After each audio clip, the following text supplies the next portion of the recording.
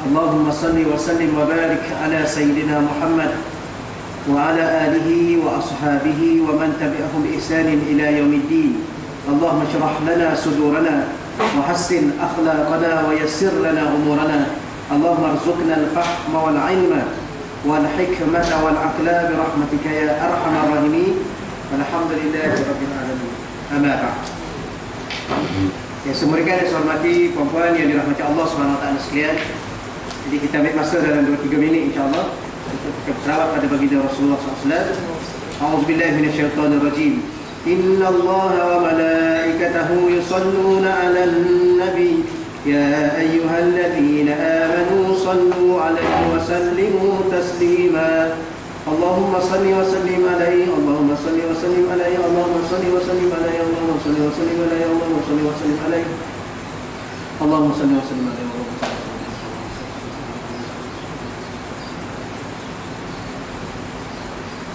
Allahumma salli wa sallim alaihi, Allahumma salli wa sallim alaihi.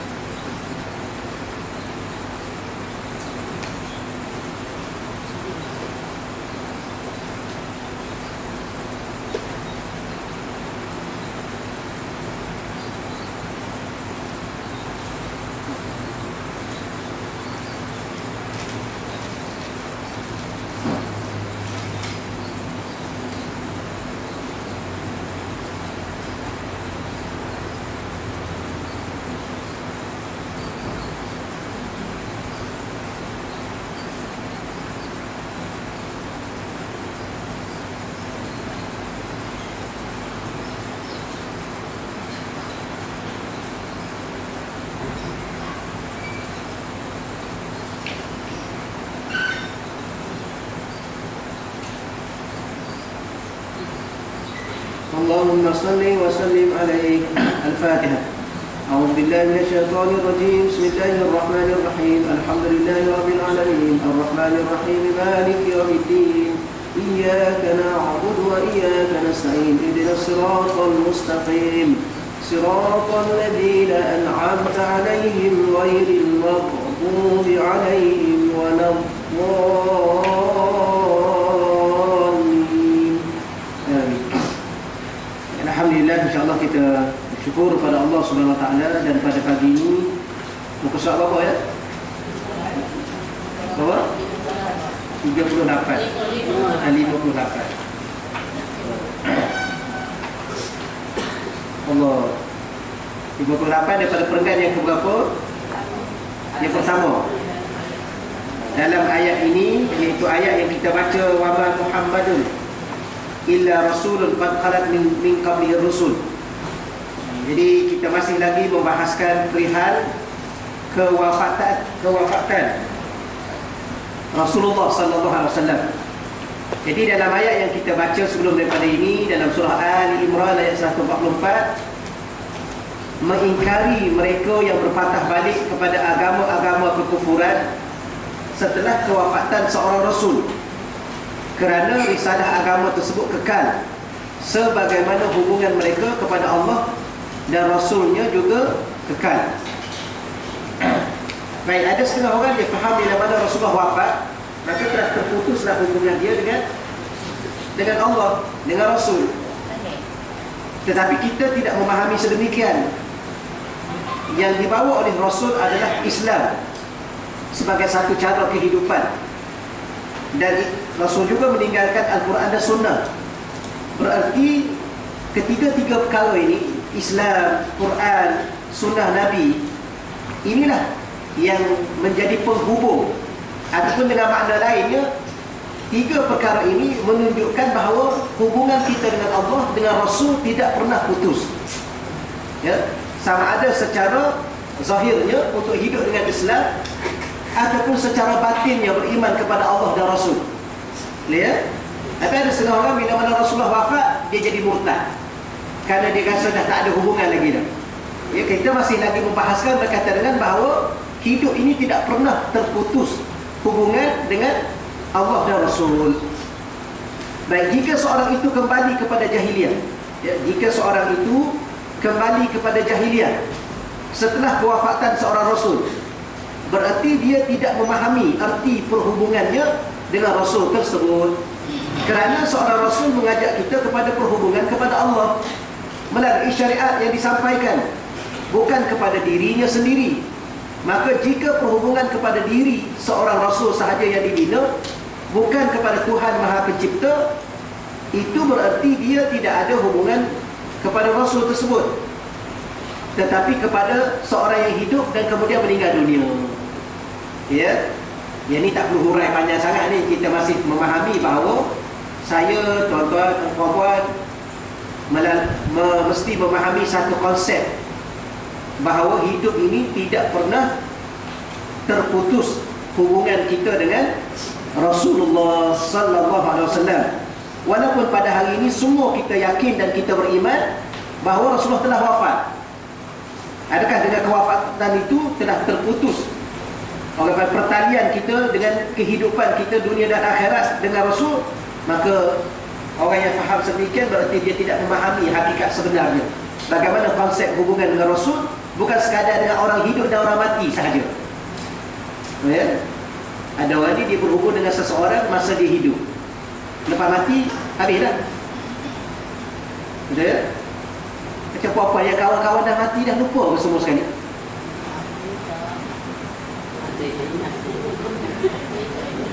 Okeylah, kalau kita cakap kawan-kawan tu mungkin kita ada yang lupa lah ya.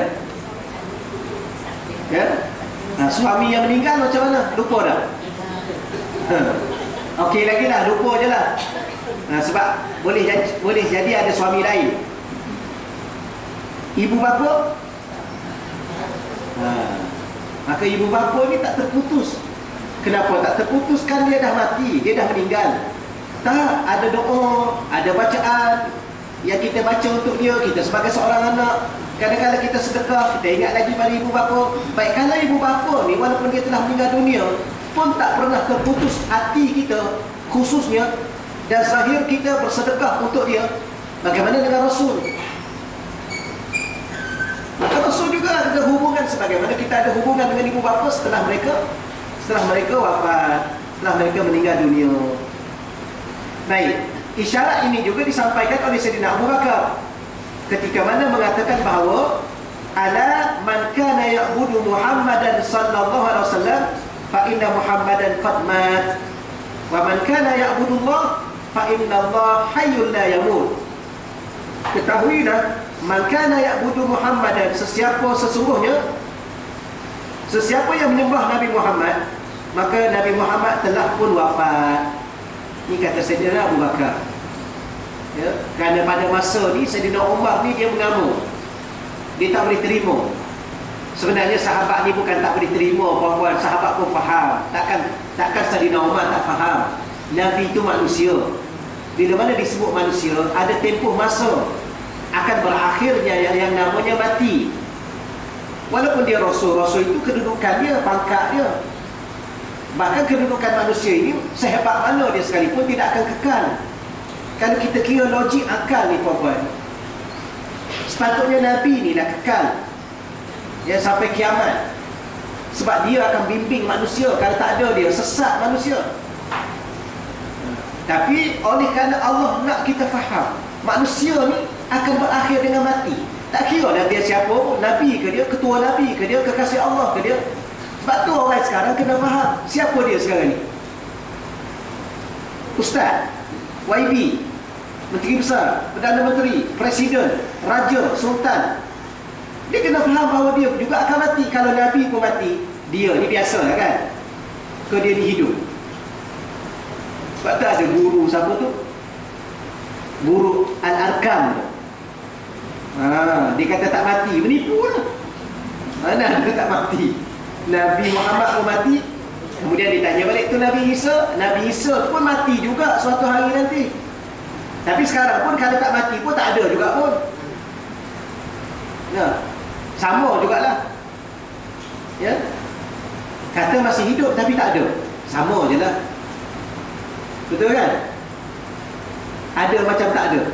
Ada kan ada? Ada ke tak? Ada tapi macam tidak ada. Sama je lah. Sama juga Nabi Isa, walaupun kita kata dia masih hidup, tapi hakikatnya tak ada. Tapi dia hidup, memang dia hidup, tapi dia hidup di tempat lain. Habis ada tak? Tak ada lah. Okey lah. Maka sebab tu dikatakan, kalau kamu menyembah Muhammad, sesiapa yang sembah Muhammad, Muhammad mati. Wa man kana ya'budullah, tetapi siapa yang sembah Allah, fa innallaha hayyul la yamut. Allah ni dia hidup dan tak akan mati-mati. Jadi sekarang ni kita sembah siapa? Sembah Allah. Siapa yang mengajar kita sembah Allah? Rasulullah. Maka adakah kita kena lupa Rasulullah setelah baginda wafat? Tidak, kerana kalau tidak kerana dia, kita hari ini tak akan sembah Allah. Ya, tak tahu kita sembah apa lagi. Maka Sayyidina Abu Bakar adalah orang yang paling memahami keadaan pada ketika itu, dan sudah kukuh keimanan beliau, bahkan telah seimbang dengan antara hakikat dengan syariat, antara adat kebiasaan dengan realiti. Sayyidina Abu Bakar radhiyallahu anhu mengingatkan bahawa hubungan antara mereka dengan Sayyidina Muhammad sallallahu alaihi wasallam adalah hubungan kehambaan kepada Allah melalui risalah baginda sallallahu alaihi wasallam. Sesiapa yang terhenti hubungan hanya kepada kemanusiaan Nabi Muhammad sallallahu alaihi wasallam, maka sudah tentulah sebagaimana manusia yang lain, baginda sallallahu alaihi wasallam akan meninggal dunia. Ya. Namun jika hubungan kepada Sayyidina Muhammad sallallahu alaihi wasallam adalah cabang kepada hubungan kehambaan kepada Allah Azza wa Jalla, iaitu mencintai baginda sallallahu alaihi wasallam sebagai kekasih Allah Azza wa Jalla, menghargai baginda sebagaimana Allah menghargai baginda, maka selama mana hubungan kepada Allah itu kekal, begitu juga hubungan kepada baginda sallallahu alaihi wasallam juga kekal. Ini semua tidak menafikan hakikat betapa baginda sallallahu alaihi wasallam masih hidup dalam kehidupan barzakh. Baik, sekarang ni puan-puan sekalian, kita hidup ni hidup atas nama apa? Maka kita hidup sekarang ni atas nama hamba. Mana tahu kita hamba bila mana kita hidup berhubung dengan Tuhan yang Maha Pencipta, iaitu Allah. Mana tahu kita berhubung dengan Allah ialah sesuatu yang diajar oleh Rasulullah. Tak payah hurai dah rasanya. Okey ya? Itu konsep yang kita kena faham. Maka selama mana kita jadi hamba Allah, selama itulah kita ada kaitan dengan Rasulullah. Kerana tanpa Rasulullah, kita tidak akan berhubung dengan Allah. Walaupun setelah Rasulullah wafat, kita masih percaya dan yakin bahawa Rasulullah masih hidup. Tetapi kehidupan itu di alam barzakh. Kita ni kalau boleh pergi tengok sekejap, okey juga ya. Tengok alam barzakh sekejap. Tak nak? Mana boleh tengok? Nak tu matilah maknanya. Mana boleh tengok sekejap. Bukan apa saya sebut sedemikian. Kadang-kadang boleh juga, ya Allah, boleh tak kau tunjukkan pada kami, ya Allah, walaupun masa sekejap, apakah sebenarnya alam barzakh? Boleh tak? Boleh minta dengan Allah. Kerana Allah itu tak mustahil. Kalau Allah makbul, baru kita faham rupanya macam ni alam barzakh. Ya? Apa makna macam ni? Maknanya hidup sebagaimana dunia ni lah. Cuma dia kehidupan itu berbeza. Kerana alamnya berbeza. Tapi hidup tak? Hidup. Sebagaimana alam kandungan tu hidup. Tapi macam sekarang ni tak? Tak. Tapi hidup tak? Hidup. Macam saya dengan puan-puan, pernah hidup tak di alam kandungan? Pernah lah kan? Kelupa. Tapi sama tak dengan hidup yang ada sekarang? Tak sama. Okeylah, tak sama. Tapi hidup tak? Hidup. Dan semua orang tak boleh nak nafi bahawa hidup. Sama dah alam barzakh. Hidup tak? Hidup. Sama tak? Tak sama. Habis tak sama macam mana? Memang tak sama tapi hidup. Macam ayam hidup dalam sebiji telur. Pelik ya? Ayam ni kecil. Apa lagi yang hidup dalam telur? Cicak, buaya, ular. Boleh hidup dalam sebiji telur. Antara telurnya warna kuning dengan warna putih. Keluar seekor buaya. Dengan buaya ni lain sikit lah. Sebab dia ada dua makna buaya. Tak suci tak? Subhanallah. Ya? Yang keluar daripada sebiji telur yang warna putih dengan warna kuning. Keluar ayam. Ada ayam jadi warna putih, ada ayam jadi warna merah, ada yang jadi warna-warni. Tak pelik ke? Mana dia hidup tak dalam tu? Hidup. Macam mana hidup? Tak tahulah. Macam tu lah. Tak apalah puan-puan sekali, tak payah fikir lah kan?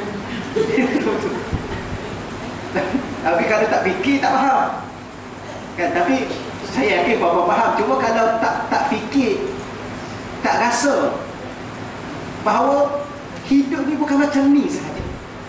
Ya tu. Jangan faham bahawa hidup ni macam ni. Ada lagi tak hidup yang macam lain? Ada. Ada lagi tak hidup di alam lain? Ada. Bahkan kita pun pernah hidup. Ya. Di alam mana? Di alam kandungan. Dan bahkan ada saudara mara kita pun telah hidup di alam kandungan, telah hidup di dunia, bahkan sekarang sedang hidup di alam barzakh. Yang kena seksa, yang kena yang derita. Yang bahagia, yang sekarang sedang berbahagia. Di mana? Di alam barzakh. Yang kena seksa kubur, ya. Begitulah puan-puan sekalian, ya. Harap-harap Allah bebaskan saya, puan-puan, anak cucu kita, ibu bapa kita daripada keseksaan alam barzakh, alam kubur.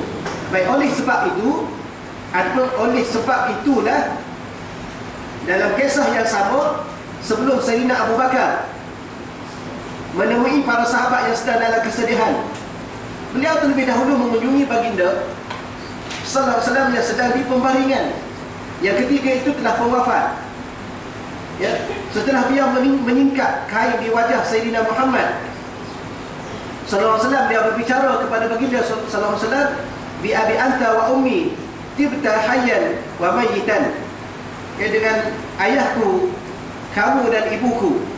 Ya, bi abi anta wa ummi ini orang Arab selalu sebut ginilah orang. Ya, demi ayahku dan ibuku.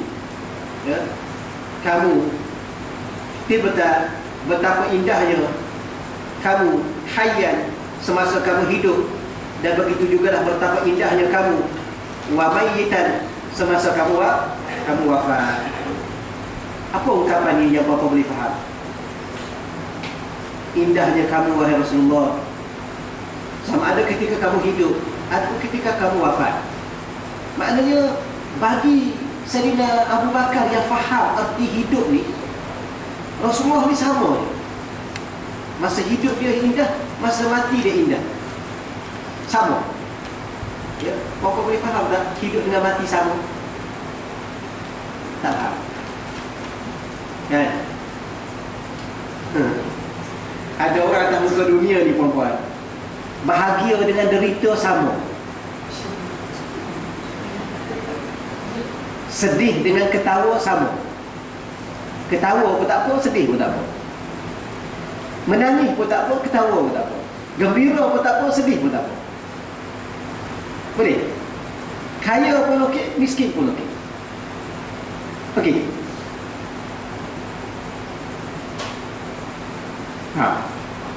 Tak faham? Okey ya? Tak okey? Allah Rabbi. Yang menjadi masalah kepada saya dengan perempuan, bila mana kita tak faham arti bahagia yang sebenar, maka kita merasakan bahagia itu pada ketawa, derita itu pada menangis. Tapi berapa ramai orang yang gembira pada menangis, gembira menangis, sedih pun menangis, sehat pun menangis, sakit pun menangis. Betul? Habis apa beza? Rindu pun menangis, bertemu pun menangis, kan? Habis apa beza? Rindu menangis, tapi bila mana jumpa menangis juga. Apa beza? Ya? Rasanya beza. Ke hakikatnya sama, menangis. Tak sama. Perempuan hidup ni yang menjadi bezanya bila mana saya dengan perempuan hidup dengan diri. Tetapi yang tidak akan membezakan hidup kini kalau kita hidup dengan Allah. Jadi selama mana puan-puan merasakan hidup ini berbeza, bila mana puan-puan hidup dengan diri puan-puan. Hidup dengan diri maknanya hidup tidak bergantung pada Allah, hidup tidak kenal Allah, hidup tidak bersama Allah. Maka hidup ini memang berbeza. Kita akan rasa derita dan sedih. Tapi bila mana hidup dengan Allah, puan-puan, kan saya cakap mudahlah. Kalau puan-puan hidup dengan orang yang puan-puan cinta, ya, maka duduk dengan dia ni, susah ke senang adalah bahagia. Betul? Ya. Ke puan-puan dengan suami, tahap mana puan-puan dengan suami? Maknanya puan-puan dengan suami masih berasingan, bukan bersatu pada jiwanya, pada hidupnya, pada segala-galanya. Maka bila mana puan-puan dengan suami dah bersatu pada hidup dan jiwanya, susah dan senang adalah biasa, sama. Janji dapat hidup dengan dia. Allah macam orang bercinta kan. Orang bercinta, tahu tak orang bercinta? Kita kata, you nak kahwin dengan I ni, you nak makan apa? I tak ada kerja, tak apa, janji makan pasir pun tak apa. Kan? Saya pernah seorang perempuan cakap kat saya macam tu. Tu masa dulu. Tak apa, janji boleh kahwin dengan awak, makan pasir ke tak makan ke tak apa, janji boleh hidup. Saya kata, ini tak betul ni. Ini tak betul ni. Ini 2-3 hari ni menggelupuh lah ni. Sebab tu hidup Rasulullah ni, puan-puan rasa macam mana? Puan-puan rasa hidup Rasulullah? Rasulullah ni kadang-kadang sebulan dapur dia tak berasak. Kadang-kadang dia balik rumah, apa? Tak ada makanan, maka dia kena puasa. Kadang-kadang dia balik rumah, apa yang ada? Susu je, maka dia minum aja hari itu. Tapi adakah hidup Rasulullah itu derita?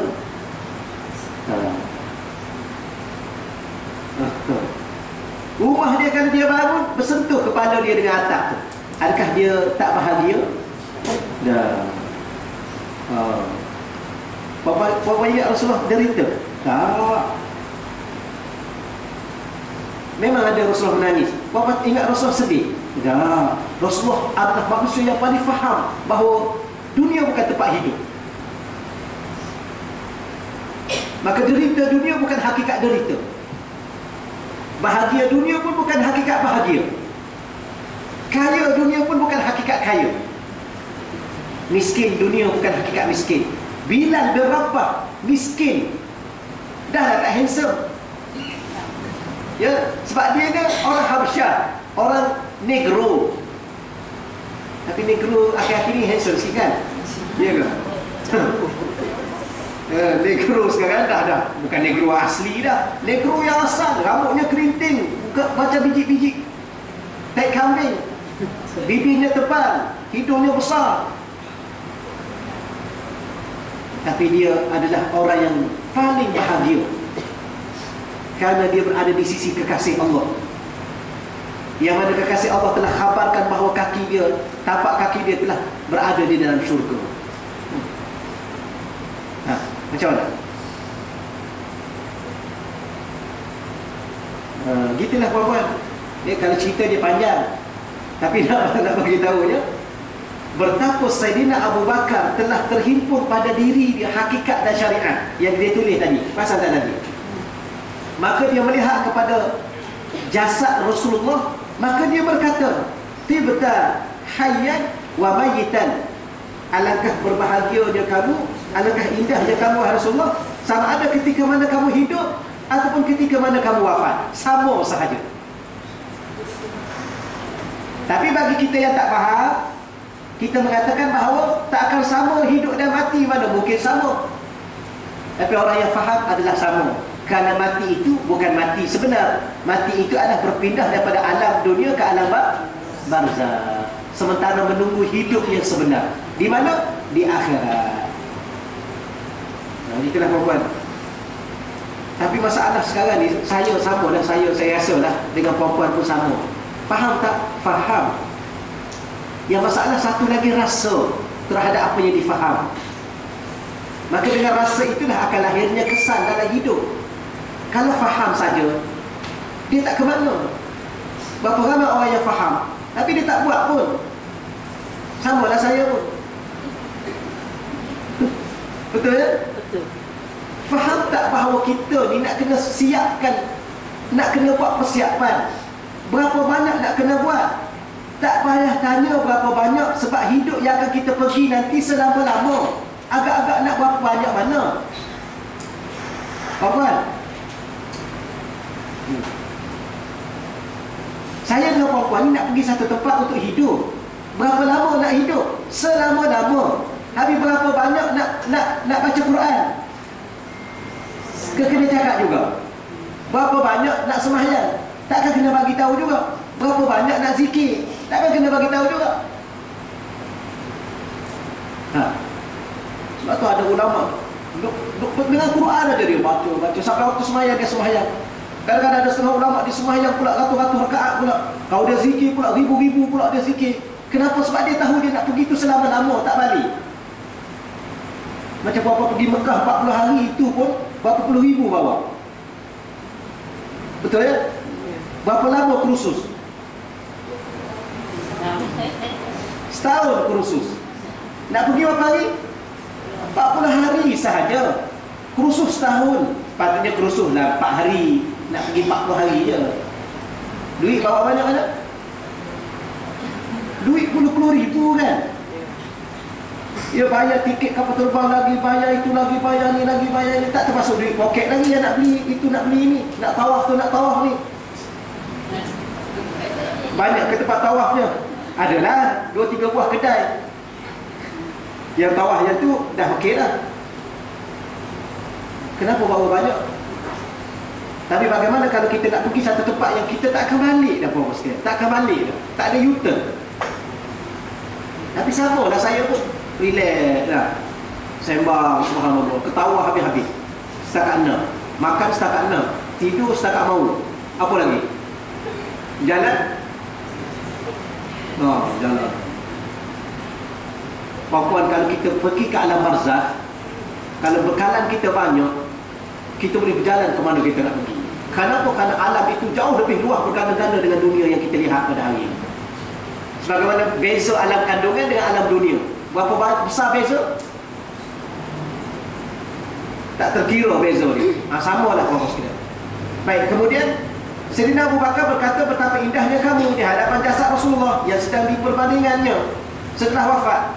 Kepada siapakah Sayyidina Abu Bakar mengucapkan perkataan ini? Kalau bukan kepada Sayyidina Muhammad sallallahu alaihi wasallam. Jika kepada Sayyidina Muhammad sallallahu alaihi wasallam, sudah pastilah Sayyidina Abu Bakar sallallahu alaihi wasallam meyakini bahawa baginda masih hidup ketika itu dan sedang mendengar bicara beliau. Itu dia faham lah puan-puan. Sayyidina Abu Bakar, sebab itulah iman dia, iman yang paling utama.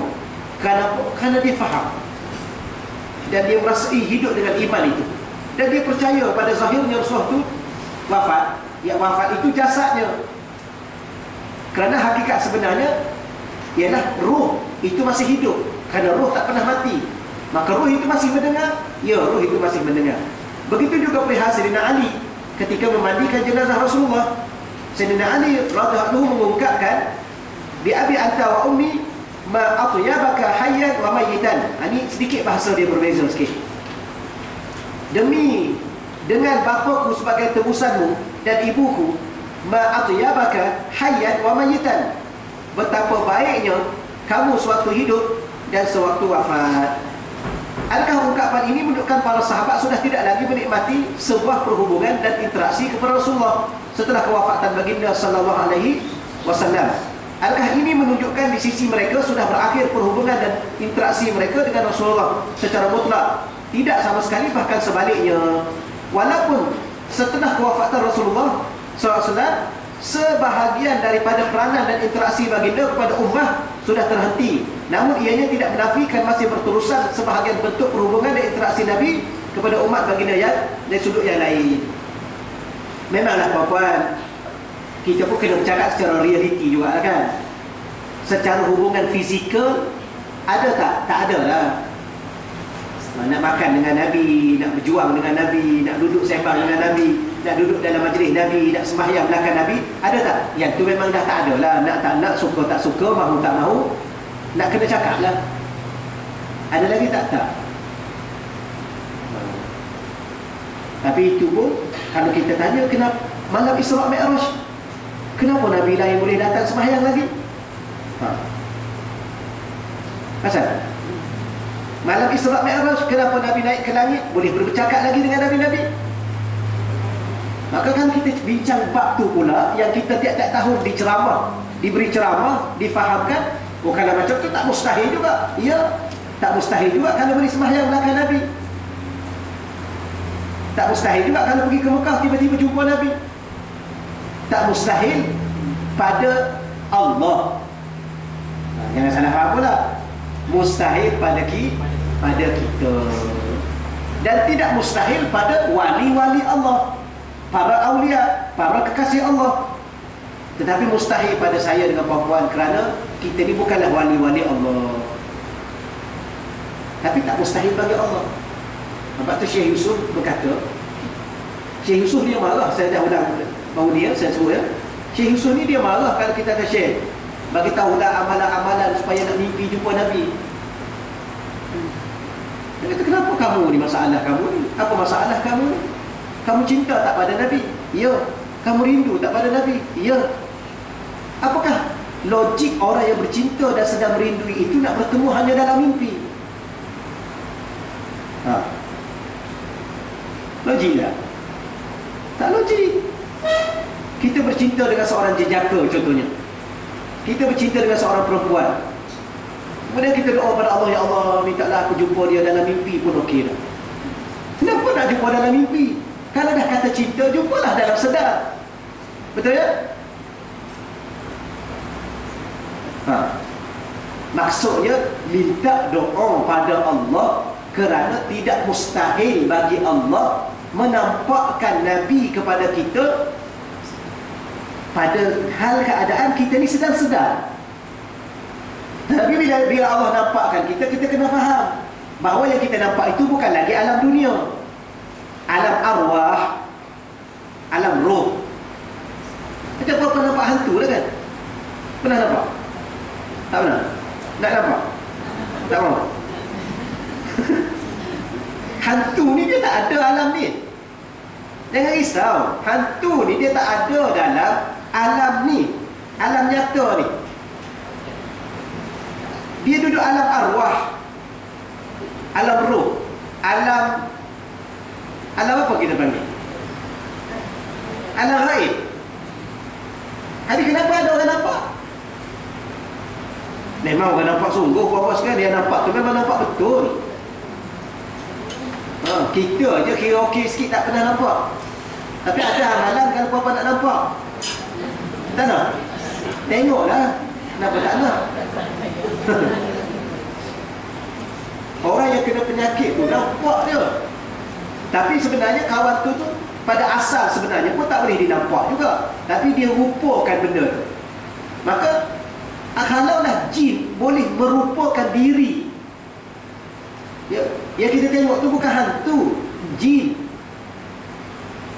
Jin yang jahat, syaitan yang jahat, yang merupakan bentuk. Kerana pada asalnya kita tak nampak, tapi dia rupakan bentuk. Ya, bentuk apa dia rupakan? Dia rupa mak lampir contohnya, mak lampir. Dia rupakan kawan tu. Nampaklah. Tapi sebenarnya dia alam lain. Jadi kalau jin di alam lain itu boleh kita nampak, bagaimana dengan Rasulullah? Kalau Allah kehendaki.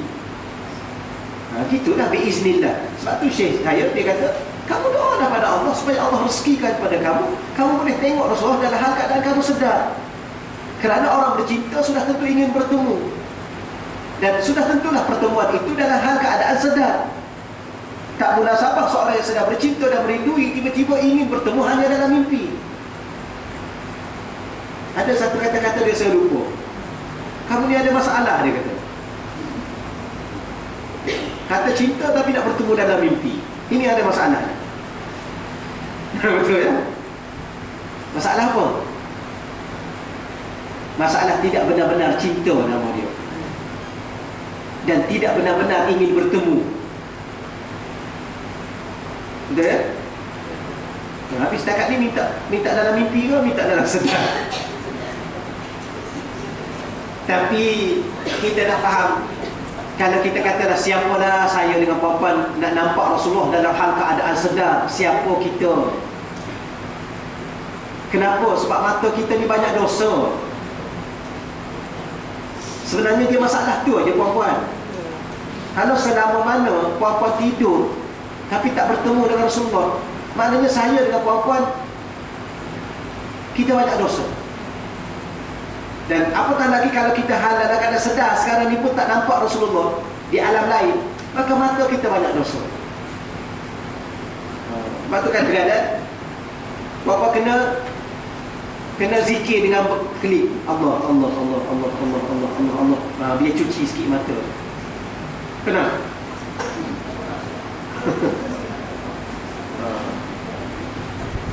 Ni mata buka TV ha. Dia sama lah saya pun tengok sedap juga cerita ni. Kan? Kenapa dia tak kahwin dua ni? Sekian tak dia. Tapi mak dia dah tak bagi ni. Dia duduk hurai. Kemudian dia call pula kawan dia. You tengok cerita semalam, kenapa mak dia ni tak bagi dia kahwin? Sial tak dia? La ilaha illallah. Kan?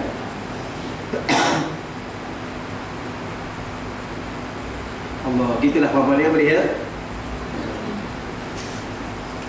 Dia ada benda-benda boleh hurai, ada benda saya yakin perempuan dah faham sebenarnya. Cuma hurai itu supaya cepat habiskan masa. Baik, berakhirlah tugas kerasulan mana tadi? Tidak menafikan sebarang bentuk perhubungan, interaksi.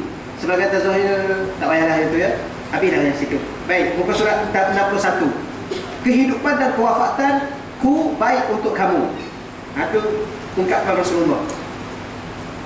Kehidupan dan kewafatanku baik untuk kamu.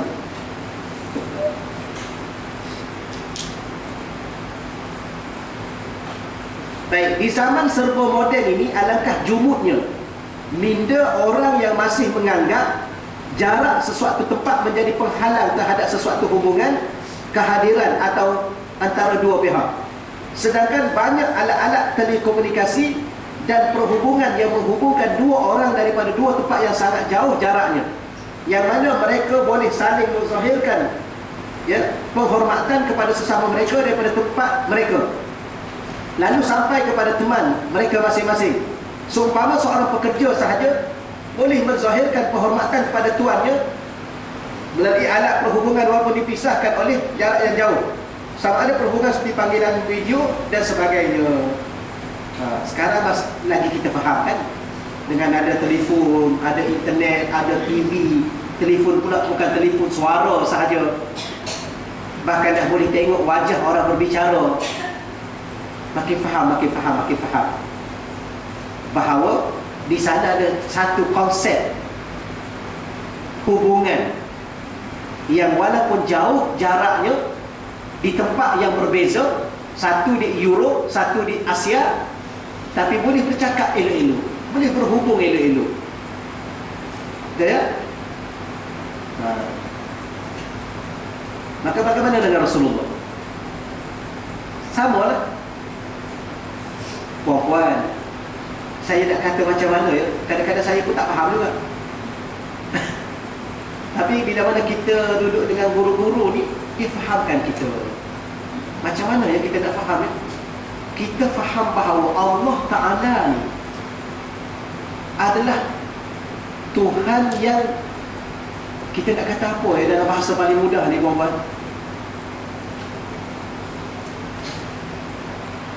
kita rasa teknologi kita hebat kan?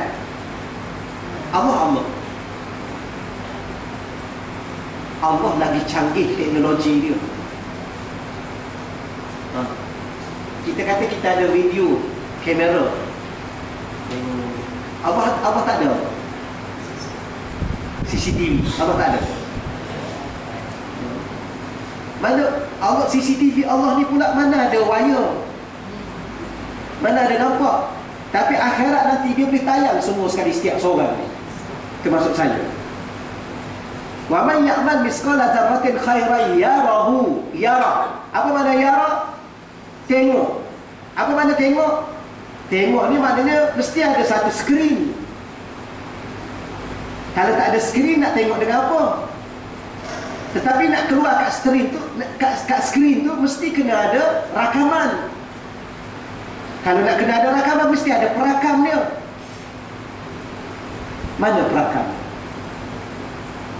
Yang ni yang tulis, yang ni tulis ni. Kiraman katibi, katib, tulis. Yang bahagian tulis. Mana buku dia? Bagaimana malaikat menulis? Apa teknologi yang dia guna? Kalau kertas-kertas apa yang dia guna? Daripada balik sampai sekarang, hari ni dah berapa kali bercakap? Dah berapa patah perkataan? Perkataan apa yang dicakap? Semua ditulis. Makan apa hari ni? Nasi lemak. Beli kat mana? Kat tepi tu. Dengan siapa beli? Beli pula dengan duit apa? Duit RM10. Duit RM10 tu dah ambil daripada mana? Semua ni ditulis. Yang bahagian tulis, yang bahagian rakam. Wa man ya'mal misqala dzarrah, siapa yang buat benda walaupun sebesar debu je, ya rahu, dia dapat tengok. Macam mana dia tengok? Mesti ditayangkan. Bagaimana ditayangkan? Mesti ada skrin. Oh, ada TV. Ya. Mana TV? Teknologi. Tapi tak layak untuk kita sebut teknologi Allah. Teknologi itu masih rendah. Sebagaimana teknologi penerbangan yang ada hari ini. Nak pergi Mekah berapa jam? 8. Lebih kurang. Yang Nabi Muhammad tu naik ke langit tak sampai 8 jam pun. Teknologi apa? Kan saya cerita pada puan-puan, malaikat daripada bumi ke langit dia ambil masa 1 hari. Berapa jauh jarak dia? 50 alfasana, 50,000 tahun. Ya, daripada bumi ke langit ni 50,000 tahun. Surah Al-Ma'arij ayat 4. Banyak kali dah saya ulang ya. Surah Al-Ma'arij ayat 4. Ta'rujul malaikatu war-ruh ilaih. Ta'rujul malaikatu war-ruh. Para malaikat ini dan malaikat Jibril, mereka bertemu dengan Allah. Fi yaumin, mereka ambil masa 1 hari. Kana miqdaruhu, adalah kadar perjalanan itu sebenarnya 50 alfasana, 50,000 tahun. Berapa laju malaikat? Itu yang kita kata, ulama mengatakan 300,000 kilometer satu saat. 300,000 kilometer satu saat. Maknanya 1 hari 1 malam, 1 hari. Tapi Nabi Muhammad pergi ke langit, bukan setakat langit yang ke-7, bahkan Sidratul Muntaha lebih tinggi pada langit. Separuh malamnya sahaja. Ba'dal Isya, selepas Isya, balik sebelum subuh. Berapa laju Nabi Muhammad? Lagilah laju daripada malaikat. Tapi siapa yang bawa? Allah yang mengatakan Subhanallazi asra bi'abdi. Aku yang menjalankan Nabi. Tak apalah puan-puan, apa yang kita nak sebut bahawa sekarang alhamdulillah kita hidup zaman sekarang bagus juga. Ada orang kata alangkah baiknya kalau hidup zaman Nabi dulu kan. Tak pernah cakap gitu. Tapi kalau jadi Abu Jahal macam mana? Bagus hidup zaman Nabi, tapi kalau jadi Abu Jahal, habis saja dengan puan-puan. Ataupun tak jadi Abu Jahal pun okey lah. Anak beranak Abu Jahal yang menentang Nabi itu. Wa'iyyazubillah. Tapi kenapa Allah lahirkan kita dan hidupkan kita pada hari ini? Hari ini pula bukan zaman Jepun. Betul ya? Zaman yang teknologinya canggih. Oh, rupanya salah satu hikmah untuk kita, untuk orang lain. Habis kalau zaman Jepun tu tak bagus lah. Bagus juga. Kerana Allah dah takdirkan dia hidup zaman tu. Kerana setiap takdir Allah itu untuk diri dia adalah baik. Kenapa kita tak rasa baik? Kerana kita gagal dalam memahami kehidupan yang telah Allah tentu. Jadi sekarang ni takdir Allah hidupkan saya dengan apa-apa di zaman teknologi yang ada ni. Salah satunya mudah perhubungannya. Ya, anak duduk kat mana? Asrama. Tapi boleh cakap dengan suara, boleh dengan suara. Kalau nak tengok muka dia pun boleh. Ya.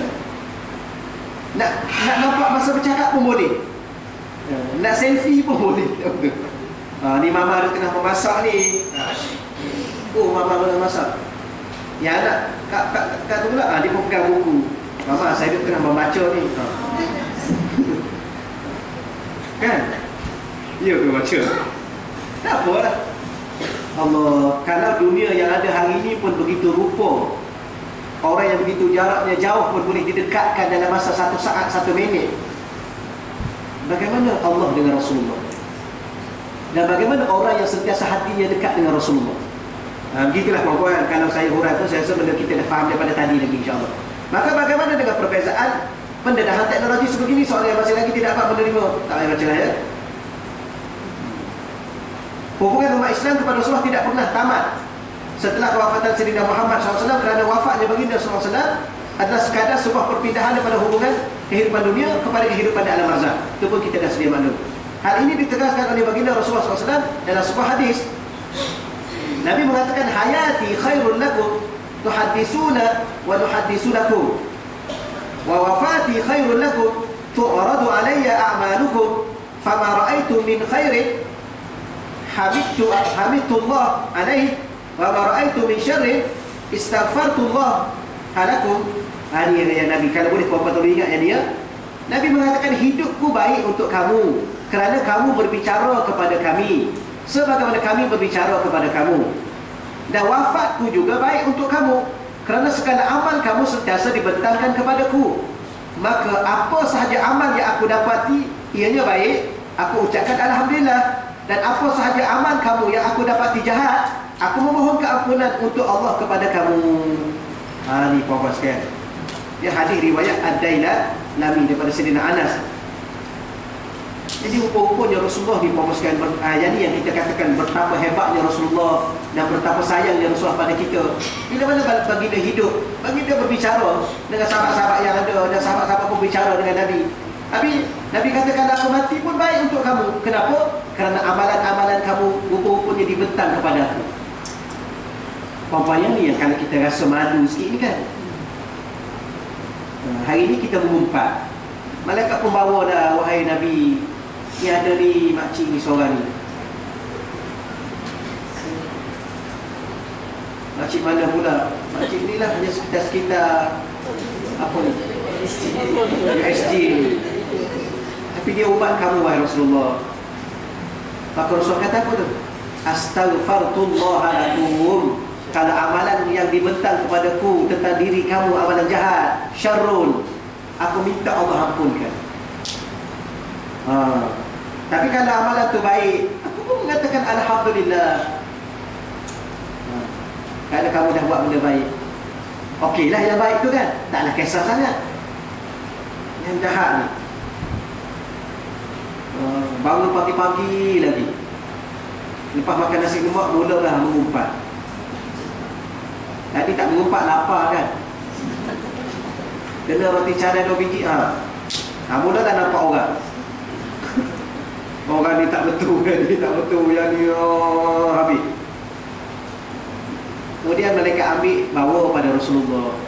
Yang masalah puan-puan, kita rasa satu sudutnya Alhamdulillah sebab Rasulullah minta ampun kepada kita. Yang satu sudut lain, tak malu ke kita tiap-tiap pagi kita ni? Mereka bentang balik pula besok. Ni mana ni? Makcik tadi juga. La haula wala quwwata illa billah. Yang malu lagi ni siapa ni? Ustaz. La haula wala quwwata illa billah. Ustaz mana ni? Ustaz tu lah, Ustaz Pining dengan Ustaz mana tu seorang tu? Kelantan tu. Pining seorang, Kelantan seorang. Apa cerita Ustaz ni? Dia bergaduh aja dia cerita. Allah malu dah puan-puan. Ke puan-puan tak ada perasaan malu? Macam mana kita nak menghadap Rasulullah nanti? Tapi saya puan-puan sekalian, Ialah malu tu malu lah, tapi tak nak suka tak suka, ya, kita cubalah sedaya upaya mengubah diri kita. Tapi mahu tak mahu, memang kita kena jumpa lah Rasulullah. Kalau tak jumpa neraka kita. Puan kena ingat ya, balik akhirat, kalau puan dengan saya tak jumpa Rasulullah, maka tak sempat minum air telaga Rasulullah, maka habislah saya dengan puan. Lepas tu puan kena buat sesuatu sehingga malaikat tak tahan kita. Saya kena buat sesuatu, puan kena buat sesuatu. Ya, tapi bagi saya sesuatu yang paling mudah ialah berselawat kepada Rasulullah. Kita bimbang malaikat tahan. Kenapa? Ya, kerana perangai kita bukanlah baik sangat, mulut kita bukanlah okey sangat, hati kita bukanlah khusyuk sangat, ikhlas sangat. Apa lagi nak cakap? Telinga.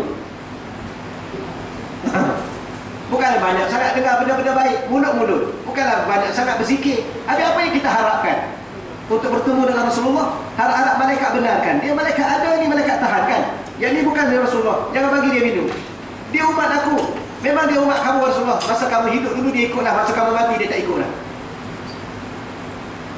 Itu yang dulu. Yang kita sekarang ni tak pernah hidup zaman Rasulullah ni. Bagaimana puan-puan? Baik, seterusnya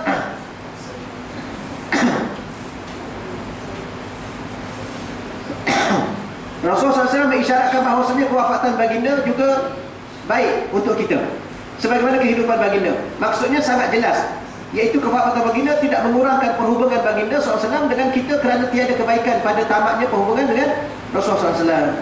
Jadi dengan fahaman tadi bahawa walaupun Rasulullah telah meninggal dunia, hari-hari Rasulullah mengikut perkembangan hidup kita. Dari sudut mana? Dari sudut amalan. Baik, Al-Imam Al-Munawi menjelaskan hadis ini dalam kitab Faidul Qadir.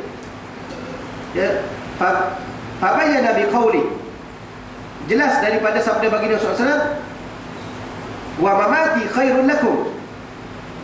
Jadi seorang ulama namanya Al-Imam Al-Munawi, dia hurai balik. Dia kata apa? Fabayyana biqaulihi, maka jelaslah daripada sabda yang Nabi sebut tadi, wa mamati khairun lakum, dan kewafatanku baik untuk kamu. Apa maknanya sebenarnya? Adamu qita'in naf'i bil maut. Adamu iaitu tiada, inqita' terputus, an-naf'i manfaat, bil maut dengan sebab kematian. Apa boleh ya? Maknanya kalau seorang ni mati, adakah dah habis manfaat hidup dia? Tidak. Nabi sama juga, bawah pada Nabi sahabat, bawah pada sahabat para awliya. Maka mereka ni walaupun mereka mati, manfaat kehidupan mereka semasa mereka hidup dulu tak terputus. Nabi ni tak payah cerita dah, sebab kita dah faham dah. Sahabat pun tidak, awliya pun tidak, kerana awliya ni dia ada barakah. Itu yang pergi ziarah kubur para awliya ni, sebenarnya kita pun faham, kita tak pernah sembah pun kubur ni. Ada orang ni dia singkat pemikiran dia. Bahkan ziarah kubur Nabi pun mereka tak benarkan. Ingat ada dulu satu flyers diedarkan di Mekah. Masa tu saya di Mesir. Maka sahabat-sahabat setengah tu ada rezeki lebih, dia orang pergi Mekah pada tahun tu, dia bawa balik buku-buku tertentu, ya, di mana ada satu pihak-pihak tertentu mengedar buku-buku, risalah-risalah. Bila mana kita baca, antaranya sesiapa yang datang ke Mekah untuk menunaikan ibadah haji, ada niat untuk menziarahi kubur Nabi, maka hajinya tidak sah. Dia sensitif ni. Kenapa? Kerana dia dibimbangi bahawa bila mana menziarahi kubur Nabi, maka ramai yang menyembah kubur-kubur. Dia ingat kita ni bodoh barangkali. Ya. Ada orang ni, sebab tu saya kadang-kadang saya marah-marah juga. Ya, marah dari sudut mana? Dari sudut ada setengah orang ni, dia ingat kita ni bodoh sangat barangkali. Kita pun cerdik juga kan. Taklah cerdik sangat, tapi cerdik jugalah. Ya. Takkan sampai kita tak boleh beza Allah dengan kubur. Takkan kita tak boleh nak beza untuk berdoa kepada Allah dan berdoa pada orang yang mati dalam kubur. Bodohkah kita? Tak, kita tidak sebodoh itu. Habis kenapa dia hukum kita ni sampai syirik menyembah kubur? Macam kita sembahyang di tanah perkuburan, sah tak sah? masalah kubur itu bukan masalah sembahyang. Sembahyang dia ada syarat sah sembahyang. Tahu kan? Adakah syarat sah sembahyang? Dan sembahyang juga ada syarat batal. Adakah syarat batal sembahyang ditulis dalam kitab-kitab fiqh sembahyang di atas kubur termasuk syarat batal? Tahu tak termasuk? Yang termasuknya tempat. Tempat tu apa? Tempat tu ada najis. Kalau tidak sembahyang di pasar kuburan, sembahyang kawasan ni pun, tapi kalau ada najis, sah tak? Tak sah juga. Ini bukan masalah kubur, bukan masalah tempat suci ataupun tidak. Cuma kalau kubur tu digali, itu kena ingat.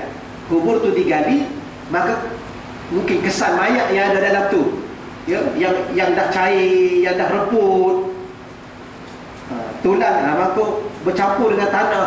Yang tu kemungkinan ulama kata, kalau tanah tu digali-gali balik, kemudian berada di atas tu, kita pun sembahyang atas tu, tu mungkin membawa pada batal. Tapi batal bukan kerana kubur tu, batal kerana najis.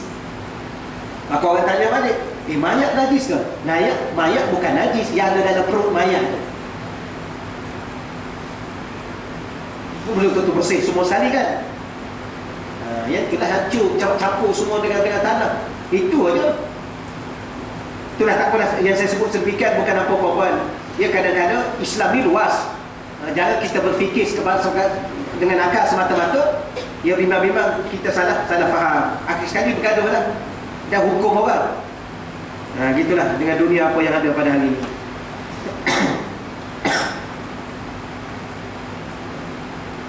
Baik, kemudian seulang balik, adamu inqita'in naf'i bil maut. Maka hadis Nabi tadi, kata Imam Al-Munawi, tiada terputusnya manfaat dengan sebab kematian. Bal al-maut, bahkan maut fi waqtihi anfa'a walau min wajhin. Bahkan kematian itu pada suatu waktunya lebih memberi manfaat walaupun dari satu sudut. Kadang-kadang mati pun ada manfaatnya juga. Betul ya? Kadang-kadang puan sekalian, kadang-kadang kita, kenapa mak kita mati ya? Kalau boleh sampai sekarang kan, macam saya puan sekalian, saya kata saya mau nak saya terkilan. Perasaan biasa lah kan. Ya Allah, kenapalah mak saya mati awal. Mak saya mati umur 42. Saya tak sempat tengok dia meninggal, sembahyang pun tak sempat. Dulu susah dulu. Sekarang ya Allah, mana kita adalah sedikit senang. Kalau dah mak ada sekarang ni, kita fikirlah, fikir. Itu kita punya fikir. Ya Allah, kalau mak ada sekarang ni, kalau mana ada kalau? 1000 kali kalau pun dah tak ada dah. Tapi bila mana kita fikir satu sudut, ni yang dia kata satu sudut, mungkin Allah Ta'ala matikan mak kita awal tu, ada manfaatnya juga untuk kita. Apa manfaatnya? Banyaklah. Kalau ada, mungkin banyak juga lah kan. Betul. Macam nak kahwin, kadang-kadang nak kahwin, kalau mak ada payah juga, dia tak bagi.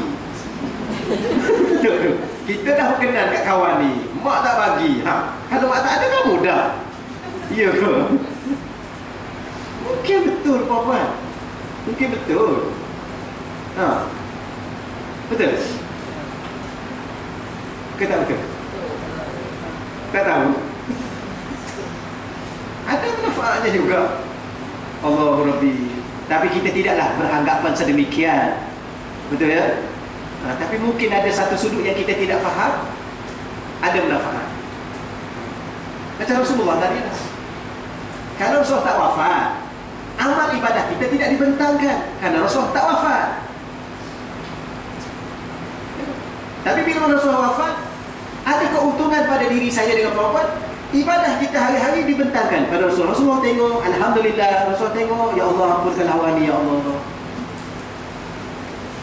Ada manfaat satu sudut. Baik, seterusnya menurut Al-Imam Al-Munawi, jelas menunjukkan bahawasanya kita masih mendapat manfaat daripada Sayyidina Muhammad SAW dengan izin dan kuasa Allah. Demikianlah yang difahami daripada kebaikan yang dimaksudkan oleh Rasulullah buat kita daripada kewafatan baginda. Baik, Qadhi Al-Ayat menyebut tentang keluasan sifat rahmat Allah. Fakanat hayatuhu rahmat Maka kehidupan baginda adalah rahmat, sebagaimana kewafatan baginda SAW juga adalah rahmat. Itu kata Qadiriyah. Sebagaimana Rasulullah menjadi rahmat kepada umat baginda pada zaman sahabat Rasulullah dahulu, begitu juga baginda menjadi rahmat kepada umat baginda SAW sesudah kewafatan. Rahmat merupakan suatu makna khusus dalam memberi kebaikan kepada seseorang, ya, disebabkan kasih sayangnya kepadanya. Maka pasti Rasulullah masih lagi hadir dalam kehidupan umat baginda sehingga kini dengan cara yang diketahui oleh Allah Azza wa Jalla. Bapak sekalian, macam program laukana bainana, mungkinlah pengarang ataupun penerbit rancangan tu dia faham ni konsep yang kita baca tadi. Bagaimana kalau laukana bainana al-habib, macam mana kalau Rasulullah masih ada? Maka kalau puan-puan baca yang tadi ni, maka pasti Rasulullah masih lagi hadir dalam kehidupan umat baginda sehingga kini dengan cara yang diketahui oleh Allah. Kita nak kata macam mana ni, ya? Yang ni yang puan-puan sekalian, dalam majlis-majlis tertentu yang setengah pihak mendakwa bahawa bila mana mereka mengadakan majlis, Rasulullah hadir dalam majlis mereka, maka kita kena bahas dua sudut. Sudut pertama, hadir pada ingatan. Bila mana buat maulid, maka makin kuat rasa ingat pada Nabi. Hadir dalam hati saya, dalam hati puan-puan, dalam rasa hati ni, kerinduan tu hadir, kecintaan itu hadir. Itu satu makna.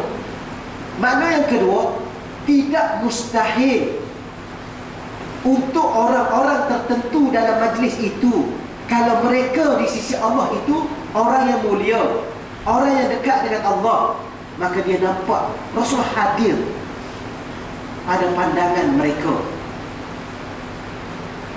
dan duduk bersama dalam majlis itu. Dengan cara mana? Dengan cara yang diketahui oleh Allah, diizin oleh Allah, dikehendaki oleh Allah untuk orang-orang yang tertentu. Tapi hadir tu bukan jasad, kerana jasadnya telah tapi kita nak kata apa? Telah reput. Mana mungkin jasad Rasulullah reput? Jasad Hafiz Quran pun tak reput. Mana mungkin jasad Rasulullah hancur? Jasad para syuhada pun tak hancur. Macam mana? Maka kalau Rasulullah hadir dengan jasad, ia dengan jasad tapi di alam yang lain yang tidak mampu dijangkau oleh mata zahir ni. Tapi kita ada satu lagi mata, mata hati, kasyaf. Untuk siapa? Untuk aulia, wali-wali Allah. Yang mana? Yang ada dalam majlis tu. Macam ni puan-puan sekalian ni ramai-ramai. Kita tak tahu ada di antara puan-puan adalah wali-wali Allah. Tahu? Kita pun tak tahu. Yalah, sebab kita bukan wali. Tapi kalau sebelah kita wali. Tapi yang sebelah kata, saya pun bukan wali. Yang belakang kita wali. Tapi kadang-kadang seorang wali itu dia pun tidak tahu dia adalah wali. Tapi di sisi Allah, Allah sayang kat dia. Ni ustaz tak kasyaf-kasyaf lagi ni. Wah, wali tidak semestinya kasyaf, puan-puan. Kena tunggu kasyaf baru jadi wali. Dah. Kena tunggu terbang baru jadi wali. Dah. Dalam sejarah baginda, berapa kali Rasulullah terbang? Mana ada? Berapa kali Rasulullah jalan atas air? Ada juga pun. Habis yang nak jadi wali nak jalan atas air tu, bukan wali dengan makna berjalan atas air. Tapi sekarang ni tak kasyaf dia, Ustaz. Tak apa, mungkin sekarang tak kasyaf, tapi bila mana ada waktu-waktu tertentu Allah buka bila-bila masa sahaja apa-apa untuk nampakkan Rasulullah. Bagaimana? Dengan cara yang saya ulang lagi sekali, cara yang diketahui oleh Allah, dikehendaki oleh Allah, diizinkan oleh Allah. Masalah saya dengan puan-puan sekarang ni, kita gagal dalam memahami makna berinteraksi dengan Allah, sehingga kita meletakkan pemahaman pada tahap kita. Maka bila mana pemahaman dan kemampuan pada tahap kita, maka terbataslah. Dan sampai akhir pun kita tak faham dan tak melalui pengalaman tersebut. Kenapa? Kerana masih bergantung dengan kita. Sebab tu kena belajar tauhid. Apa makna tauhid? Tauhid ni ialah menafikan seluruh diri kita. Betul ya? Boleh faham tauhid? Selama mana saya merasakan wujud diri saya, itulah syirik. Kerana yang wujud bukan diri kita, yang wujud Allah. Allah yang mewujudkan kita. Boleh? Habis susah apa-apa sekalian. Ada rasa tahu tak? Ada rasa tahu tak? Rasa tahu kan? Ada rasa tahu tak? Ini soalan kali kedua. Rasa dah tahu. Ya ke rasa tahu? Kita tak tahu. Yang tahunya Allah. Tahu tak berapa kali berkelip? Tak tahu. Tahu tak berapa kali tarik nafas? Tak tahu. Tahu tak berapa kali denyut jantung? Tak tahu. Tahu tak besok masih hidup? Tak tahu. Habis yang rasa tahu tu? Tahulah Ustaz, tengah hari ni nak masak tom yam Ustaz. Tahulah.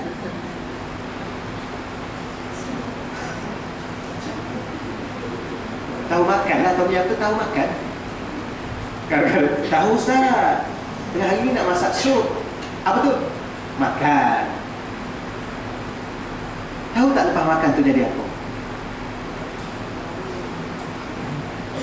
Berapa ramai orang yang makan lepas tu nak sakit perut? Dia tak tahu. Kalau dia tahu, dia tak makan. Betul ya? Berapa ramai orang yang dia rasa apa? Dia rasa minum boleh kuatkan, lepas tu lemah. Kalau dia tahu, dia tak minum. Tak apalah nak bagi tahu dia puan-puan sekalian. Yang menjadi masalah satu benda. Padahal benda ni memang susah lah, susah. Puan-puan nak kena ambil masa panjang, kena belajar yang banyak, kena zikir tu banyak, kena bangun malam banyak, kena baca Quran banyak. Maka semua benda tadi akan menghapuskan rasa diri. Akhir sekali diri ini letak pada Allah 100%. Ikut kamulah Allah, kamu nak buat apa pada aku. Ketika itulah baru Allah tengok kita ni betul-betul dah menafikan diri untuk hidup dengan Allah. Ketika itulah Allah akan buka seluruhnya kepada kita. Bila tu? Selama mana tadi dah? Selama mana puan-puan duk bergantung dengan diri puan-puan? Puan-puan rasa tahu, puan-puan rasa pandai, puan-puan rasa bijak, puan-puan rasa kaya, puan-puan rasa hebat. Maka selama tu dah saya dengan puan-puan tak akan ke mana. Tak akan rasa sebagaimana para awliya rasa. Sebab tu awliya ni, dia makan, dia tak makan sama je. Dia tidur, dia tak tidur sama je. Bahkan para awliya ni dah tak tidur banyak dah macam kita. Dia tak makan banyak dah macam kita. Kenapa? Kerana dia dah seronok dengan Allah. Dan Allah ni, dia lebih suka kita kurang tidur. Walaupun dia cipta kita boleh tidur. Pelik juga puan-puan. Puan-puan tak pelik ke? Dengan Allah ni tak pelik. Dia cipta kita, dia buat kita lapar, dia sediakan makanan, dia suruh kita makan, tapi dia suka kita puasa. Tapi dia tak larang kita makan. Dia cipta kita, dia cipta malam, dia cipta mengantuk, dia suruh kita tidur, tapi dia lebih suka kita bangun daripada tidur. Dia cipta mulut, dia suruh kita bercakap, dia tak buat kita bisu, tapi dia lebih suka kita diam. Betul? Macam mana? Dia suruh kita cari duit banyak-banyak, tapi dia suka kita keluarkan duit tu, namanya sedekah. Tak boleh? Kita tak faham lagi?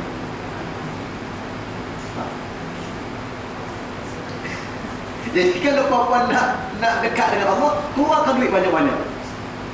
Kemudian jangan tidur banyak. Kemudian jangan makan, namanya puasa. Kemudian jangan banyak sembang. Tak boleh. Nabi kita pula cakap kena kahwin, kemudian banyakkan zuriat. Tapi dia tak bagi kita sibuk dengan anak-anak tu, tapi sibuk dengan Allah. Macam mana?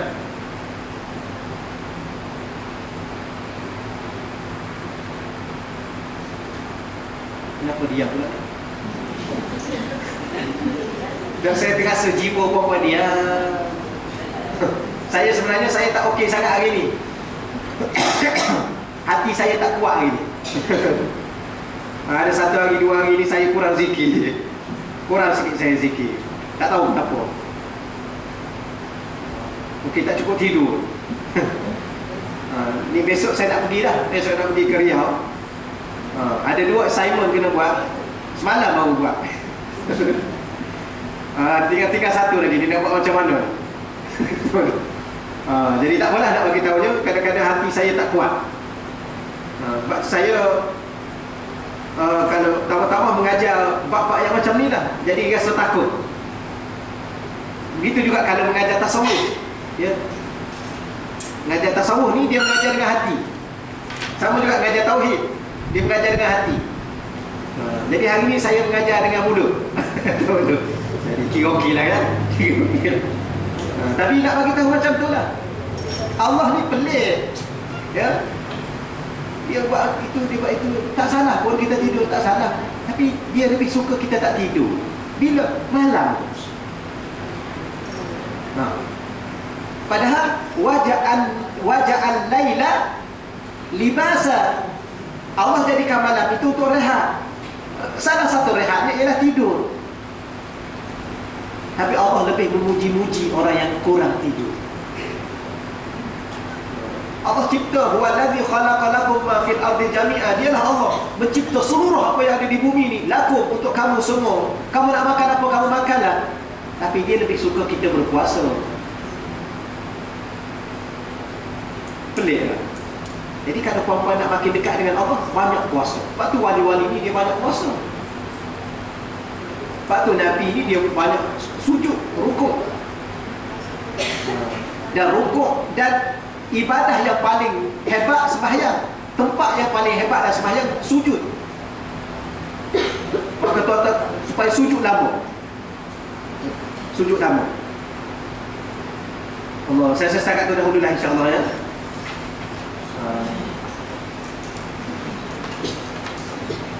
Ada soalan tak ni? Kita berhenti pada muka surat 63.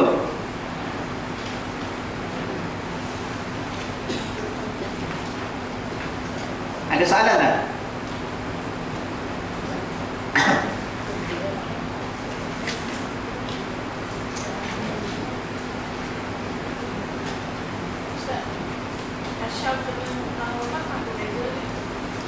Baik. Karamah ni sesuatu yang berlaku menyalahi ataupun mencari adat. Itu karamah. Tapi karamah pada asal maknanya ialah kemuliaan, karim. Karamah, kemuliaan yang Allah bagi pada seseorang, yang mana orang lain berjalan 10 kilo berapa lama? 20 minit, dia 1 minit. Allah bagi mulia kat dia. Tapi bila mana benda itu berlaku sedemikian, maka ta'arif karamah itu ditukar kepada sesuatu yang terjadi pada seseorang, dan kejadian itu mencari adat, kebiasaan. Siapa-siapa atas muka dunia ni pun kalau berjalan atas air, profesor ke ustaz ke dia, doktor ke dia, engineer ke dia, orang kampung ke dia, orang bandar dia, orang kaya miskin, semua berjalan dalam air, tenggelam. Tapi Allah muliakan ada si A ni, dia boleh berjalan atas air tak tenggelam. Itu kemuliaan, karamah. Tapi bila mana dah berlaku begitu, dia panggil melanggar adat, kebiasaan. Itu karamah. Adapun kasyaf ialah dia dalam bahasa biasa dia panggil pandang tembus. Bahasa perempuan, depan kita ni ada alam lain, tahu tak? Depan ni ada alam apa ni? Alam malaikat, alam jin. Maka pandangan kita menembusi alam itu. Itu dia panggil kasyaf. Menyingkap hijab. Pandangan yang telah diangkat hijab. Dan pandangan tu pandangan yang mana? Pandangan tu pandangan mata hati, bahawa depan kita ni ada alam. Maka kenapa tak nampak? Sebab terhijab, terdinding. maka Allah angkat dinding atau hijab tersebut, maka ketika itulah kita nampak. Itu dinamakan kasyaf. Nampak sesuatu yang terdinding, terhijab. Tapi ada setengah kita dipanggil pandang tembus. Ya, pandang tembus. Tembus ke mana? Kepada alam lain, alam arwah, alam malakut, ya, alam langit. Ada ulama aulia-aulia, dia nampak, dia pandang ke langit, dia nampak alam-alam langit yang begitu luas. Ya, dia tengok, dia pandang cakrawala alam ini yang begitu luas. Dipandang pula, dia nampak, ya, benda-benda gaib. Gitu bawah. Tapi kita ni bila mana sampai ke tahap itu, akan berlaku satu, dia panggil hayrah, satu kebingungan kepada kita kalau Allah buka. Sebab tu kita kena ada mursyid yang akan membimbing, kerana mereka telah melihat dan mereka dibimbing oleh guru-guru mereka yang terdahulu. Ya, kalau kita dengan ada yang sekarang ni, kalau tak ada mursyid, tak ada zikir, bila mana disingkat, tak kena gaya, bingung kita. Kalau setakat bingung, okey lagi. Jadi ya, wallah alam, tak kata dululah insyaAllah ya, masa itu. A'udzubillahi minasyaitonirrajim. Bismillahirrahmanirrahim. Wassalatu wassalamu ala asyrafil anbiya'i wal mursalin wa ala alihi ajma'in. Allahumma rzuqna fahman nabiyyin wa hifdzal mursalin wa ilhamal malaikatil muqarrabin. Allahumma rzuqna futuhal arifin. Ya Fatahu ya Alim, ya Fatahu ya Alim, ya Fatahu ya Alim. Rabbana iftah bainana wa baina qaumina bil haqq wa anta khairul fatihin. Rabbana atina fid dunya hasanah wa fil akhirati hasanatan wa qina adzabannar. Wa sallallahu ala sayyidina wa maulana Muhammad walhamdulillahi rabbil alamin. Wa